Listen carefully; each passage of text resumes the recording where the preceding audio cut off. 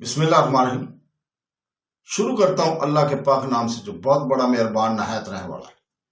دوستو، بہنوں، بھائیوں، بزرگوں، السلام علیکم ورحمۃ اللہ وبرکاتہ۔ تاریخ اسلام کی ہمارا اس چینل میں ہم آپ کو ایک دفعہ پھر خوش آمدید کہتے ہیں۔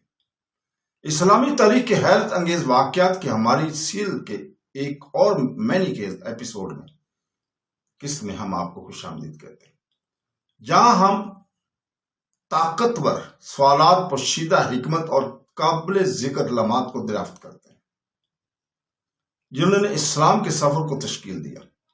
اس سلسلے میں ہم نے نہ صرف تاریخ پر نظر ثانی کرتے ہیں بلکہ اس کے پیچھے گہرے اسباب کو سمجھنے کی بھی کوشش کرتے ہیں تاکہ وہ ہمیں روزمرہ کی زندگی میں ہماری رہنمائی کر سکیں۔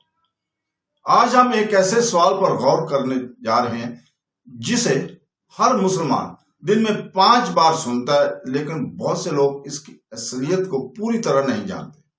اذان کب شروع ہوئی؟ یہ ہمارا موضوع ہے، اور یہ خوبصورت اذان کیسے مسلمانوں کی زندگی کا حصہ بن گئی۔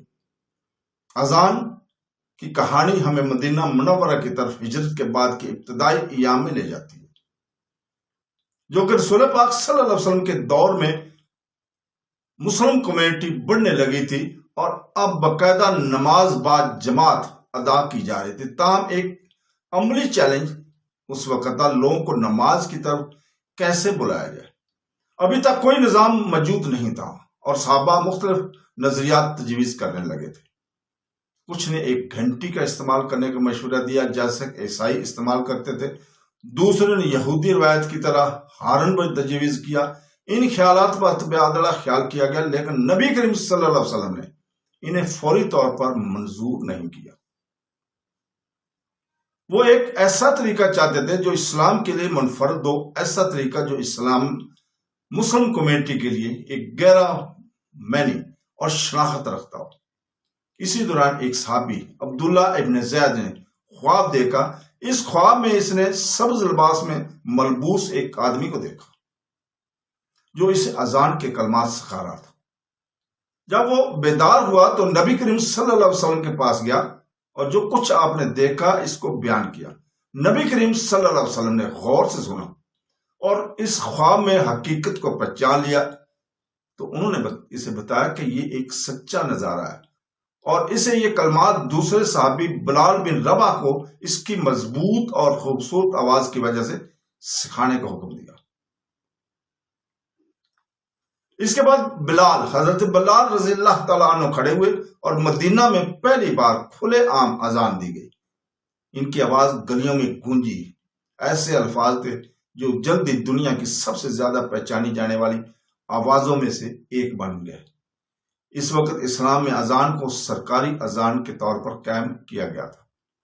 تھوڑی دیر بعد ایک اور صحابی حضرت عمر بن خطاب سامنے آئے اور کہا کہ میں نے بھی ایسا ہی خواب دیکھا ہے، اور اس سے مزید تصدیق ہوئی کہ اذان محض ایک بے ترتیب فیصلہ نہیں تھا بلکہ اللہ تعالیٰ کی طرف سے ہدایت اور منظور شدہ چیز تھی۔ یہ واضح ہو گیا کہ لوگوں کو نماز کی طرف بلانے کے لیے طریقہ حکمت اور خدائی رہنمائی کے ساتھ چنا گیا تھا۔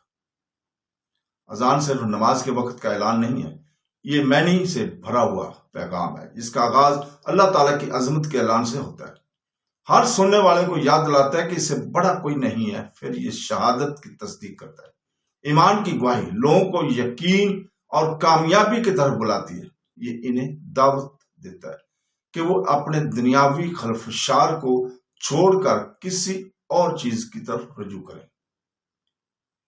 جو چیز اذان کو مزید طاقتور بناتی ہے وہ اس کی سادگی اور مستقل مجازی ہے۔ مدینہ کے ابتدائی ایام سے لے کر آج تک پوری دنیا میں یہی الفاظ دہرائے جاتے رہے ہیں اور دہرائے جا رہے ہیں، اور کوئی ایسا ٹائم نہیں ہے پوری دنیا میں جب اس کی آواز سنائی نہ دیتی ہو۔ 24 گھنٹے اس کی آواز سنائی دے گی آپ کو۔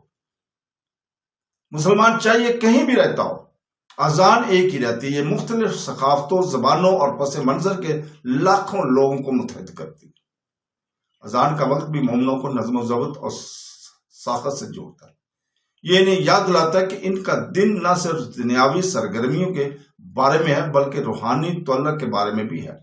یہ انہیں بار بار اپنے مقصد کی طرف بلاتا ہے، اس بات کو یقینی بناتا ہے کہ ایمان ان کی زندگی کے مرکز میں رہتا ہے۔ پیچھے مڑ کر اگر دیکھیں تو اذان کا آغاز ہمیں ایک اہم سبق سکھاتا ہے۔ اسلام میں چھوٹے چھوٹے فیصلے بھی گہری سوچ، مشاورت اور رہنمائی کے ساتھ کیے جاتے ہیں۔ اصحاب شامل تھے، خیالات پر تبادلہ خیال کیا گیا اور بالآخر حکمت اور خدائی منظوری کے ذریعے بہترین حل کا انتخاب کیا گیا۔ چنانچہ آج جب ہم اذان سنتے ہیں تو یہ صرف ایک معمولی کی آواز نہیں ہے، یہ تاریخ کی ایک اس لمحے کی یاد دلاتی ہے جب مدینہ میں امت مسلمہ کی تشکیل ہو رہی تھی۔ یہ وہ اذان ہے جو صحابہ کی آوازیں، نبی کی ہدایت اور ایک ایسا پیغام ہے جو آج تک گونج رہی ہے۔ اس سوال پر غور کرنے پر ہمیں احساس ہوتا ہے کہ اذان ایک سادہ اعلان کے طور پر شروع نہیں ہوئی تھی، یہ ایک حل کے طور پر شروع ہوئی تھی، ایک علامت بن گئی اور ایک ایمان کے ایک طاقتور یاد دہانی بنی ہوئی ہے۔ یہ ماضی کو حال سے جوڑتی ہے اور ہر مومن کو اس زندگی کی اور آخرت دونوں میں کامیابی کی طرف بلاتی ہے۔ تو دوستو، بہنوں، بھائیوں، بزرگوں، ہم یہیں پہ آج رکتے ہیں۔ کل انشاءاللہ تعالی آپ کے سامنے نئی قسط لے کر آئیں گے۔ تو دوستو، ہم آخر پر اللہ تعالیٰ سے دعا گو ہے کہ وہ ہمیں قرآن پاک پڑھنے، اپنے حدیث مبارکہ رسول پاک صلی اللہ علیہ وسلم کی پڑھنے، اس کو سمجھنے اور قرآن پاک اور حدیث مبارکہ میں جتنے بھی احکامات ہیں ان کی پیروی کرنے کی توفیق عطا فرمائے۔ تو دوستو، کل تک کے لیے اجازت، اللہ حافظ۔